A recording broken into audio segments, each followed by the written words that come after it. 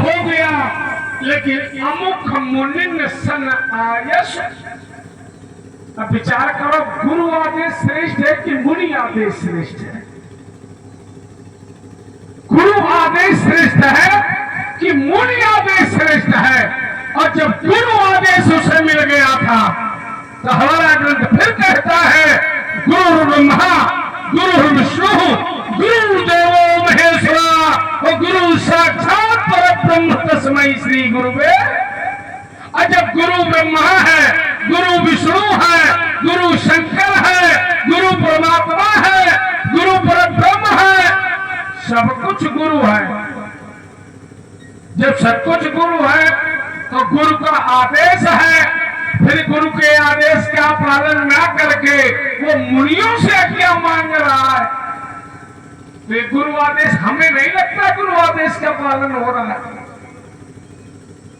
अगर उसने गुरु के आदेश पर धनुष को तोड़ देता तो स्वीकार कर लेते गुरु आदेश का पालन किया, लेकिन उसने गुरु आदेश पर धनुष नहीं तोड़ा।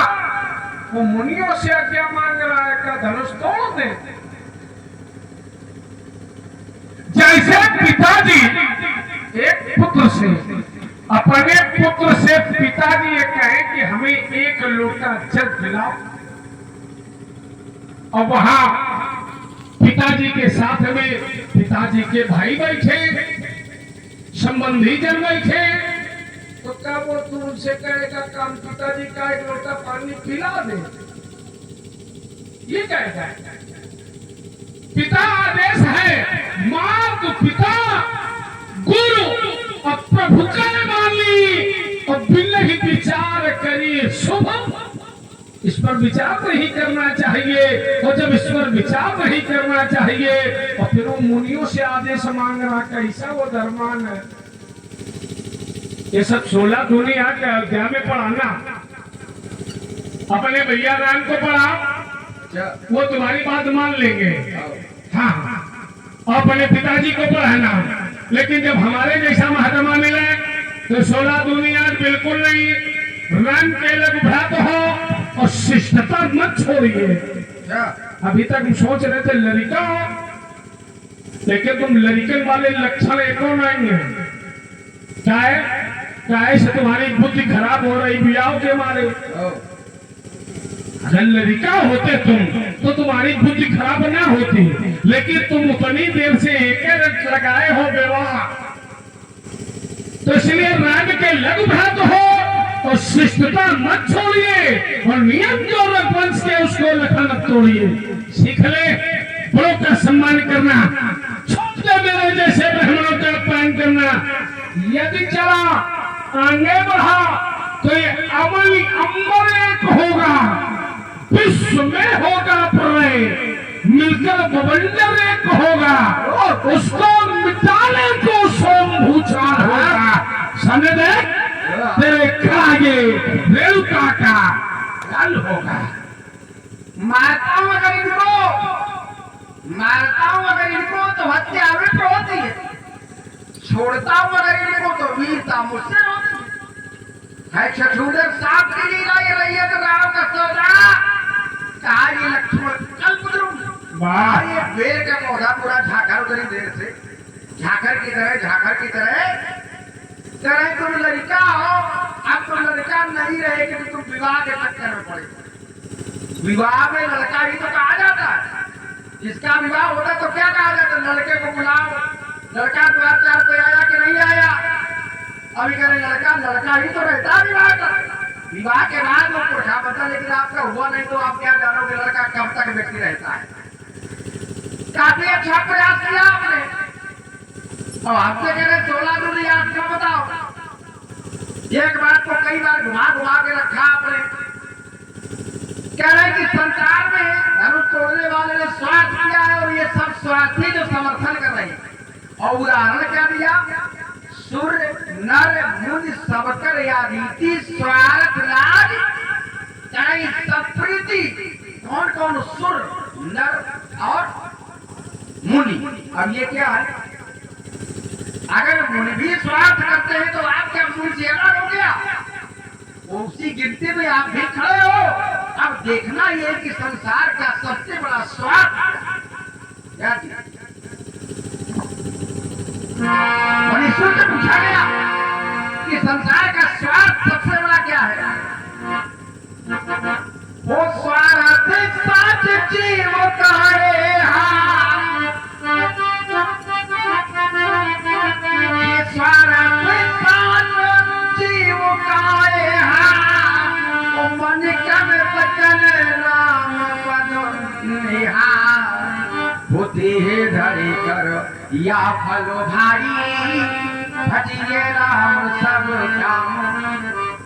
संसार में सबसे बड़ा स्वार्थ क्या है? और जो सबसे बड़ा स्वार्थ है, इस स्वार्थ ने उस स्वार्थ को प्राप्त कर लिया है। अगर वो स्वार्थ है तो डंके की चोट पर व्यक्ति कहता कि मैं स्वार्थी हूँ, क्योंकि लगना कहाँ का? धनुष तोड़ने वाले के प्रति प्रीति का जो भाव है उसे स्वार्थ की संज्ञा दी गई, और उससे बड़ा स्वार्थ संसार में नहीं है। लेकिन उस स्वार्थ को करते समय व्यक्ति डंके की चोट पर कहता कि मैं स्वार्थी हूँ, क्योंकि उसी का फल प्राप्त होता है।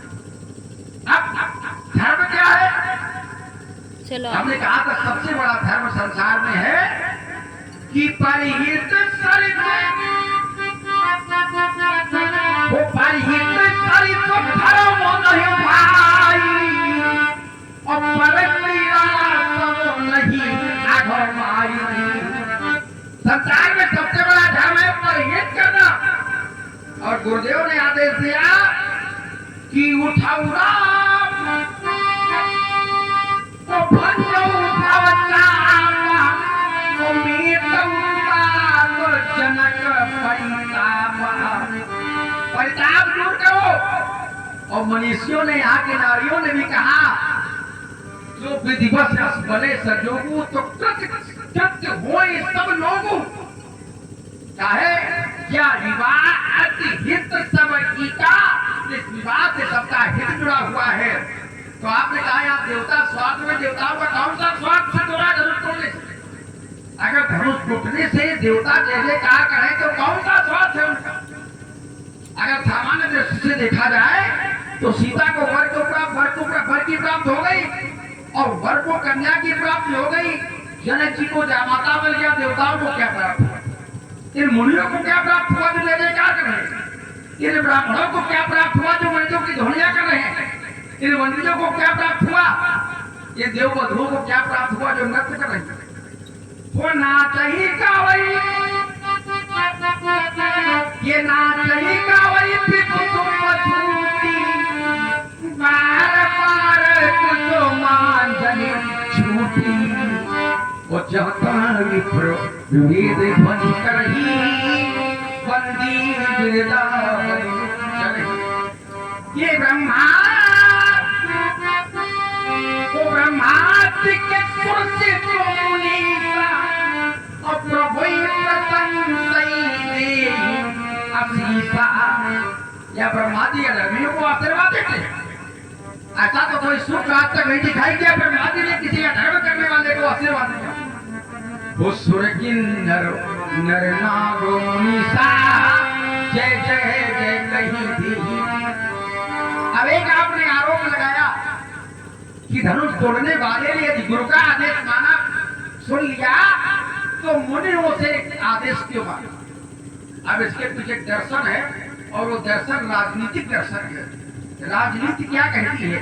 संसार में यदि आपको राजनीतिक स्तर पर सफल होना है, राजनीति माने बुरी बात नहीं, राजा की नीति, राज्य की नीति को यदि सफल बनाना है तो चार मत को आपको ध्यान रखना पड़ेगा। एक मत है वेद मत, दूसरा मत है संत मत, तीसरा है राज मत, और चौथा है लोक मत।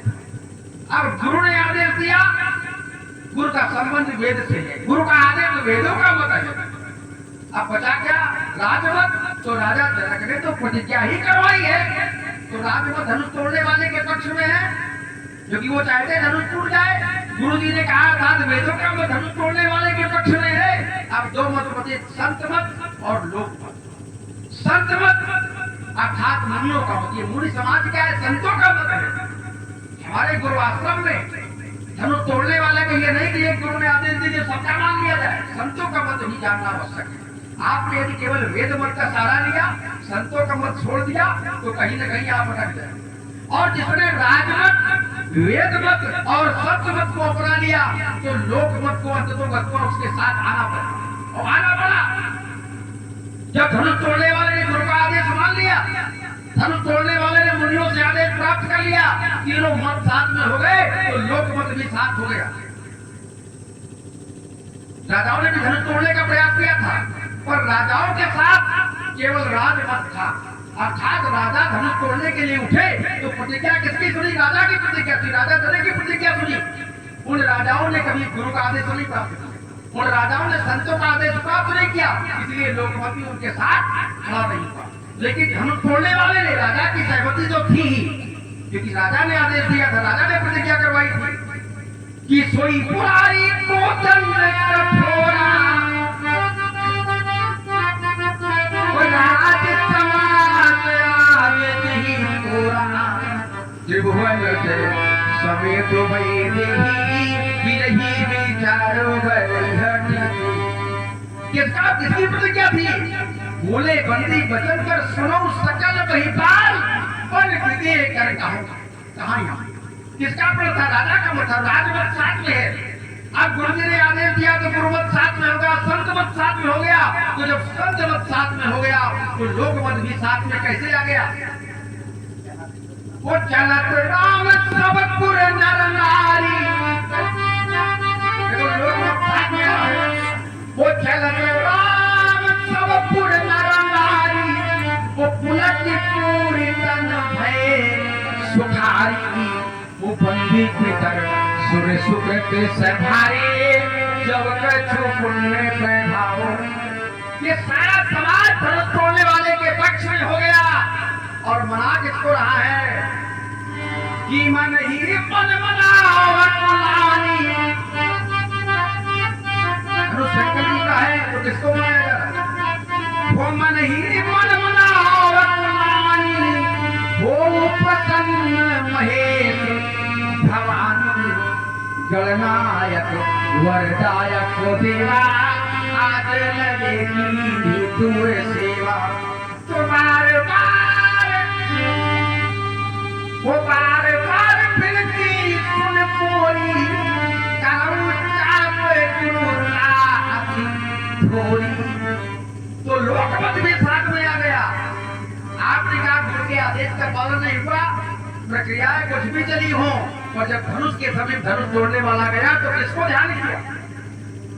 किसको ध्यान किया? क्या मुनियों का ध्यान किया? क्या राजा का ध्यान किया? जब धनुष उठाने की बात आई, बारी आई, तो किसका ध्यान किया? वो गुरु ही प्रणाम, गुरु ही प्रणाम मने मन कीन्हा, अतिला को उठाई धनीहा। गुरु को भी प्रणाम किया। तो और अगर फिर भी आपकी बात मान ले हम, तो यदि गुरु के आदेश का पालन नहीं हुआ तो क्या गुरु को कहीं गिरा नहीं हुई? गुरु को अंतःकरण में ये बात नहीं आई।